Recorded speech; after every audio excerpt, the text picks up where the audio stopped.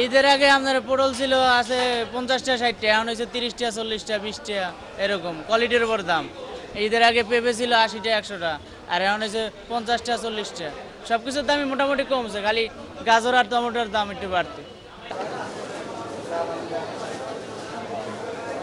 না, এখন তো আপনার দেখা যায় স্বাভাবিকই আছে মোটামুটি। ঈদের জাস্ট আগ মুহূর্তে যেমন একটা ঊর্ধ্ব দাম ছিল শসার দাম বা অন্যান্য জিনিসের দাম, সেই তুলনায় একটু স্বাভাবিক এখন।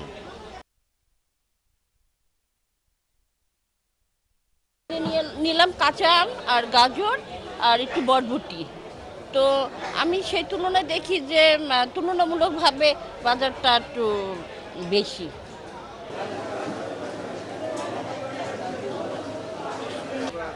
আমি জালি কিনেছি, জালি কিনলাম, জালি 50 টাকা কেজি রাখলো, এটা 40 টাকা ছিল ঈদের আগে, মানে একটু বেশি মনে হচ্ছে।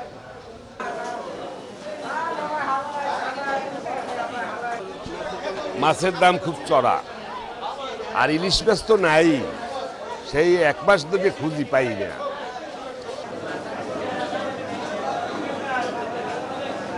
একভাবেই আছে বাজার, শুধু আলুর দামটা কেজিতে 3 টাকা বাড়তি আগে।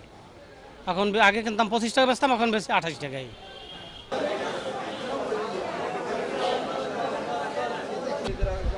ঈদের আগে একটু দাম বাড়তেছিল, এখন একটু দাম কমছে, এখন 780 800।